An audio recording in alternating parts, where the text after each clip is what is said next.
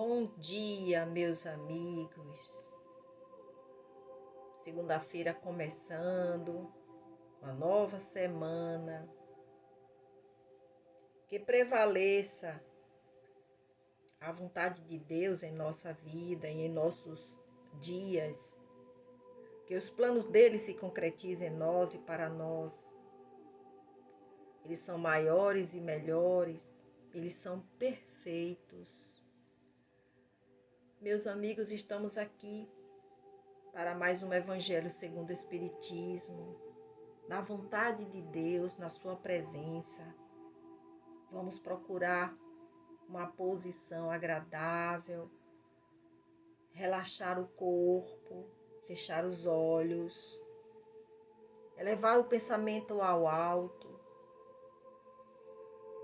Vamos conversar com Deus. Respire profundamente. Prenda o ar e solte bem devagar. Se conecte com a espiritualidade. Permita que os mensageiros de Deus possam vir auxiliá-lo. Amado Mestre, derrama sobre cada um de nós a tua sabedoria para que possamos entender a mensagem de hoje.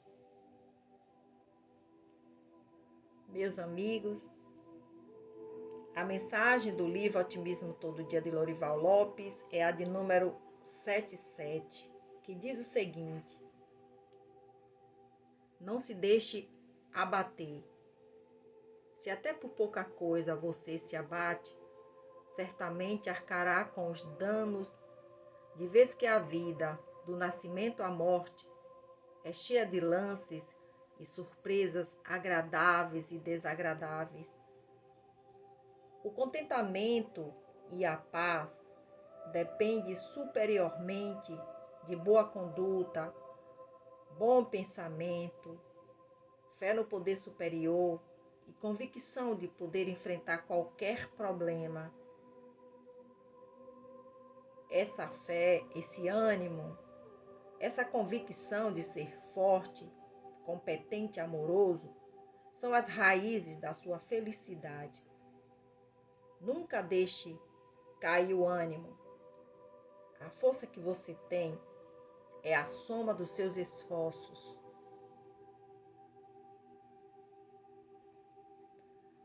O capítulo de hoje do Evangelho segundo o Espiritismo é o 15. Fora da caridade não há salvação. E o item é o 8. Fora da igreja não há salvação.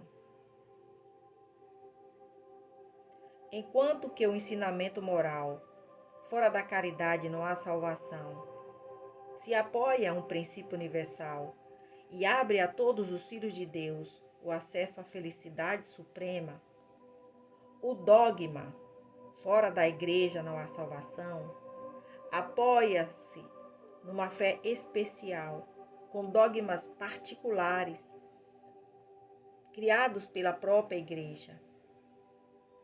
Também não leva em consideração a fé fundamental em Deus e a imortalidade da alma, que é comum a todas as religiões. Essa afirmação, além de ser separatista, não aceita contestações. Esse dogma, em vez de unir os filhos de Deus, os divide. Em vez de estimulá-los ao amor fraterno, mantém e estimula o rancor entre os seguidores de diferentes cultos, que passam a se considerar inimigos eternos, ainda que sejam parentes ou amigos nesse mundo, desprezando a grande lei da igualdade diante da morte. Separa os filhos de Deus até mesmo no cemitério. O ensinamento moral, fora da caridade não há salvação, consagra o princípio da igualdade perante Deus e da liberdade de consciência, tendo como ponto de partida que todos os homens são irmãos, seja qual for sua maneira de adorar o Criador. Assim eles se dão as mãos e oram uns pelos outros. Com o dogma fora da igreja não há salvação, eles se amaldiçoam e se perseguem mutualmente, vivendo como inimigos. O pai não ora mais pelo filho, nem o filho pelo pai, nem o amigo pelo amigo, pois julgam-se reciprocamente condenados para sempre. Esse dogma da igreja é essencialmente contrário aos ensinamentos do Cristo e da lei evangélica. Que assim seja. Meus amigos, a mensagem de hoje precisa de muita reflexão, porque infelizmente muitos ainda acham que a salvação está dentro de uma igreja, de um templo evangélico, de um centro espírita. A igreja não salva ninguém. Quem nos salva é Jesus, através da nossa fé, da nossa reforma íntima. Jesus é que é a igreja. Meus amigos, ele veio a esse mundo para ensinar o que é o amor, ensinar a gente a perdoar. E para obtermos essa salvação eterna, necessariamente não é obrigado estarmos dentro de uma igreja, dentro de um centro espírita, dentro de um templo, do candomblé, da umbanda, mas sim nos modificarmos moral e espiritualmente. Aí está o caminho para a salvação. Mas é bom estarmos dentro de um templo, de uma igreja, de um centro? É bom estarmos dentro, pois é ali também que encontraremos os ensinamentos do Cristo. Nós seremos guiados, mas não podemos colocar na nossa cabeça que é a igreja que vai nos salvar. A igreja não salva ninguém. Então, vamos neste momento pedir a Jesus que nos ajude, nos ensine a sermos caridosos, porque a caridade é que nos salva. A caridade nos conduz a Cristo. Que Jesus tenha misericórdia de cada um de nós, que derrame sobre este planeta a tua paz, a tua misericórdia, bênçãos, que nos dê sabedoria, que a gente possa saber fazer a escolha certa. Vamos refletir, agradecer a Deus por ter enviado teu Filho em corpo para nos ensinar a amar, a perdoar, a respeitar uns aos outros, a opinião de cada um, aprender a silenciar, a orar. Vamos orar mais e vamos vigiar. Que Jesus nos abençoe. Senhor, te entregamos neste momento a semana que está começando, o dia de hoje, a nossa família, a nossa casa, o carro que o Senhor nos empresta, para que a gente fique para cima e para baixo, porque nesta vida, meus amigos, nada é nosso, nem nosso corpo é nosso. Tudo é um empréstimo.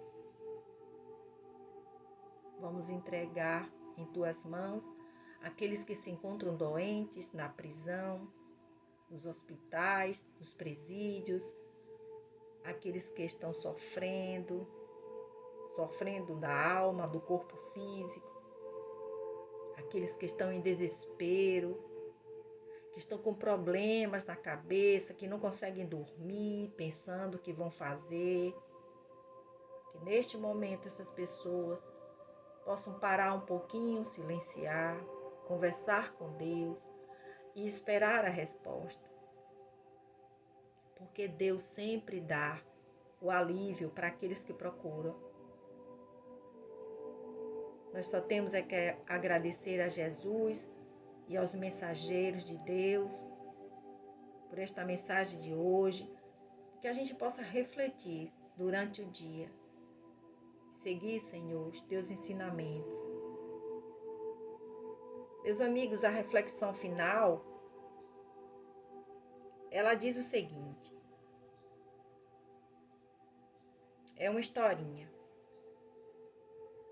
Um fervoroso devoto estava atravessando uma fase muito penosa de sua vida, com graves problemas de saúde em família e sérias dificuldades financeiras. Por isso, orava diariamente pedindo que o livrasse de tamanhas atribulações. Um dia, enquanto fazia suas preces, um anjo lhe apareceu trazendo uma mochila e a seguinte mensagem: o Senhor se compadeceu da sua situação e lhe manda dizer que é para você colocar nesta mochila o máximo de pedras que conseguir e carregá-la com você em suas costas durante 1 ano, sem tirá-la por um instante sequer. Manda também lhe dizer que se você fizer isso, no final desse tempo, ao abrir a mochila, terá uma grande alegria e desapareceu, deixando o homem bastante confuso e revoltado. Como pode o Senhor brincar comigo dessa maneira?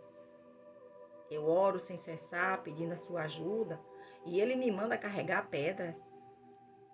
Já não me bastam os tormentos e provações que estou vivendo? Pensava o devoto. Mas ao contar para sua mulher a estranha ordem que recebera do Senhor, ela lhe disse que talvez fosse prudente seguir as determinações dos céus. E concluiu dizendo: Deus sempre sabe o que faz. O homem estava decidido a não fazer o que o Senhor lhe ordenara, mas por via das dúvidas, resolveu cumpri-la em parte, após ouvir a recomendação da sua mulher. Assim colocou 2 pedras pequenas dentro da mochila e carregou-as nas costas por longos 12 meses. Findo esse tempo, na data marcada, mal se contendo de tanta curiosidade, abriu a mochila, conforme as ordens do Senhor, e descobriu que as 2 pedras que carregava nas costas por 1 ano inteiro tinham se transformado em pepitas de ouro. Apenas 2 pequenas pepitas. Todos os episódios que vivemos na vida, inclusive os piores e mais duros de se suportar, são sempre extraordinárias e maravilhosas fontes de crescimento. Temendo a dor, a maioria se recusa a enfrentar desafios, a partir para novas direções, a sair do lugar comum, da mesmice de sempre. Temendo o peso e o cansaço, a maioria faz tudo para evitar situações novas, embaraçosas, que envolvem qualquer tipo de conflito. Mas aqueles que encaram para valer as situações que a vida propõe, aqueles que resolvem carregar as pedras ao invés de evitá-las, pegá-las ou esquivar-se delas, esses alcançam a plenitude do viver e transformam com o tempo o peso das pedras que transportaram em peso de sabedoria. Então, como está a sua mochila hoje? Vamos refletir e cada um obtenha a sua resposta. Desejamos a todos um dia com muita paz. Que assim seja, assim é e assim será.